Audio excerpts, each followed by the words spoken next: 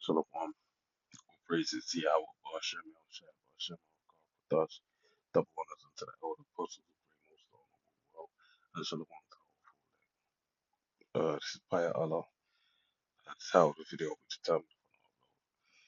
But this is something I want to bring out in the midst of all of the stuff going on with Iran. Iraq is spoken in the Bible, known as the Armenians and the Americans, right? United States of America is known as Babylon the Great. But also, one of the key points is that they are known as Esau, Edom, or the devil the Bible speaks of, has basically returned to build his desolate places, as it speaks of Malachi, the first chapter, where the Lord denoted him the border of wickedness, which brings us to the time of Job 9 and 24, whereby it says, the earth is given into the hand of the wicked. Alright, covereth the face of the judges. If not, where is he? Basically. So this lets you know, as it tells you in the book of Proverbs 16, that the Most High made the wicked for the day of evil, and we are in a day of evil, and it's rapidly approaching to the time of Jacob's trouble, the hour of temptation, and these are the things that we're seeing ruminate across the board throughout the earth. So I just want to bring this out quickly, all right? Lord willing, to knock out loads because I think I'm getting analysis paralysis when I'm looking at things, and I think, oh, I'll see this, do this. I'm just gonna knock them out, and Lord willing, you're edified. So this is Trump's top general foresees acute risks in an attack on Iran. So this is prior. This is the 23rd of February 2026. All right. So I think it's just before the strikes. I want to say February 28th when it started. But yeah, so it's a General Dan Kane. Funny enough, his name is Dan, the judge.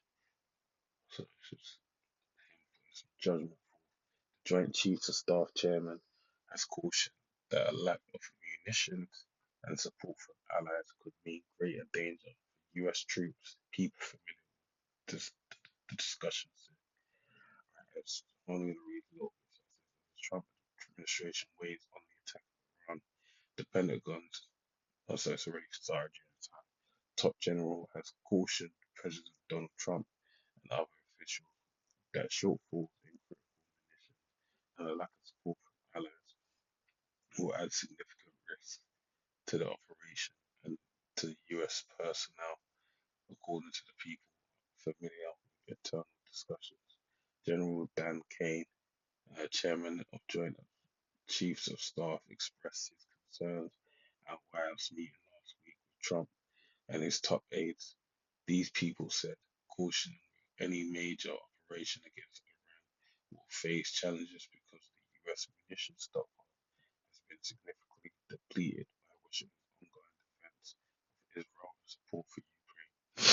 Kane's remarks at the White House meeting have not been previously reported, so there was a censorship on his words.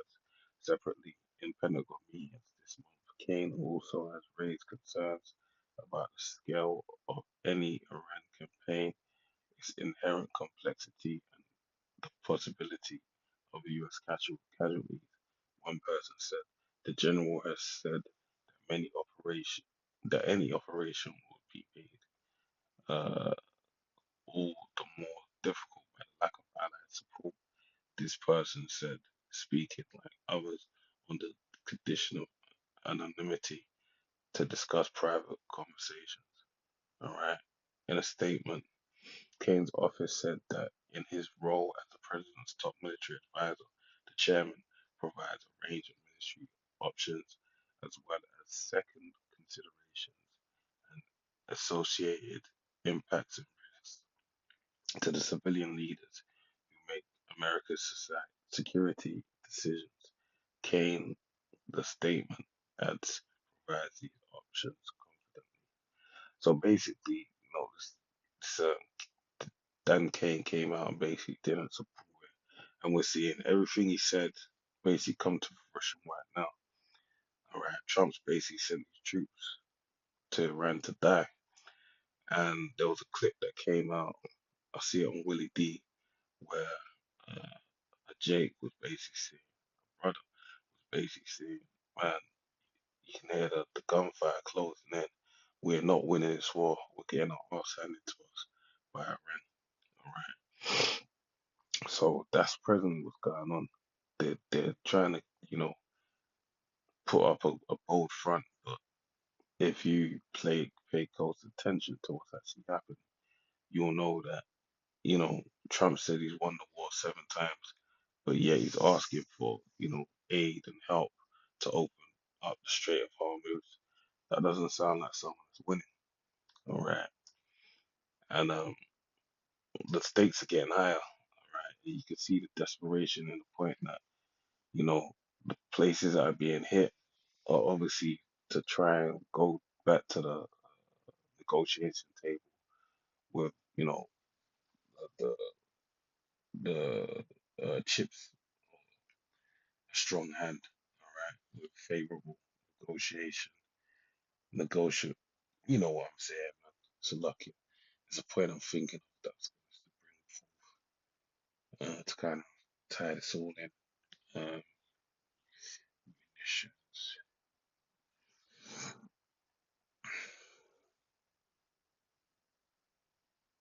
oh, that's it. Um,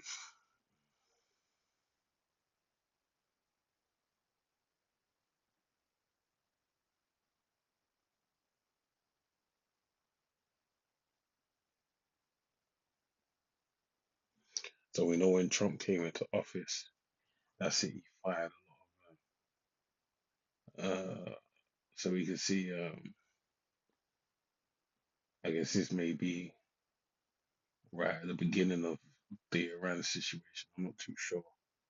Um, so it says Trump fires top U.S. General C.Q. Brown in shakeup at the Pentagon. So basically, what he's done is he's you know, they're saying the woke focus and everything. You know, uh, a lot of this seems like, you know, anyone that say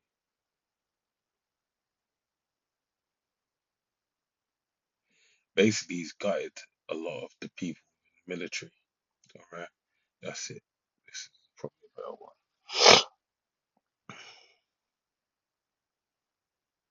So it says President Trump fired 6 top-level military officers.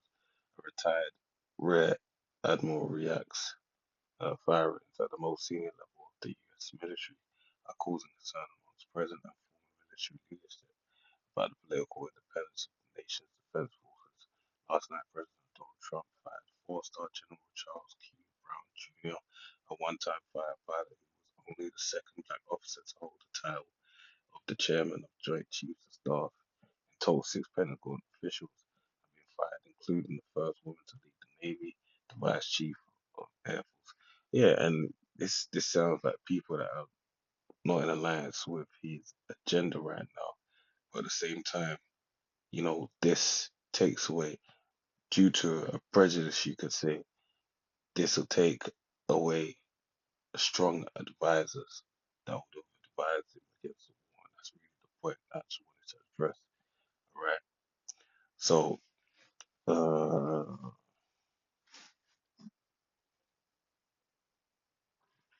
even prior to that, you have this. Hegseth directs active duty military to cut 20% of its 4-star general officers. Defense Secretary Pete Hegseth on Monday directed the active duty military to shed 20% of its 4-star general officers as the Trump administration moves forward deep cuts.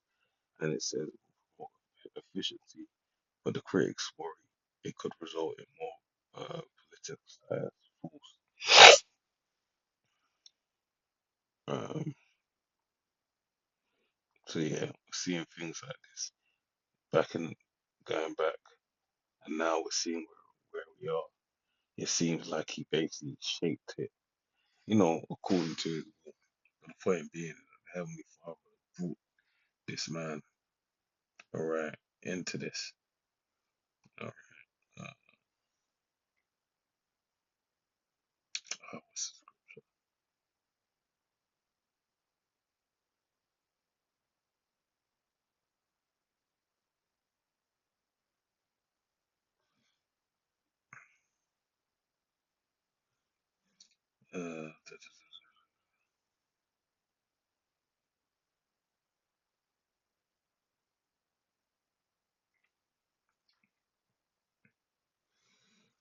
let's see. Let me try to find this scripture very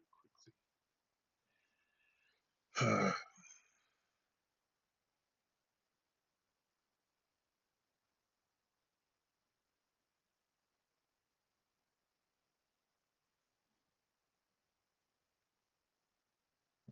uh,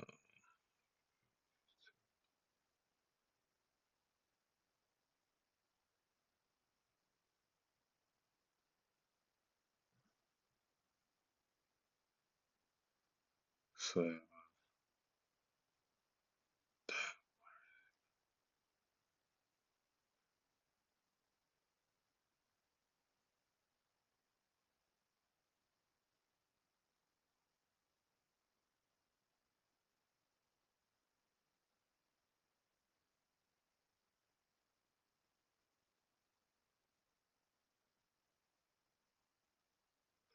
yeah, I can't find this scripture. But yeah, um, the point being is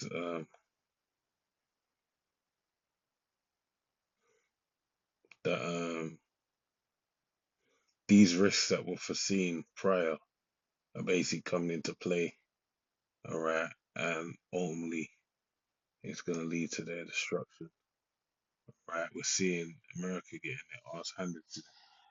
And let's see how it plays out, man. All right, because maybe I should read this uh, to the point.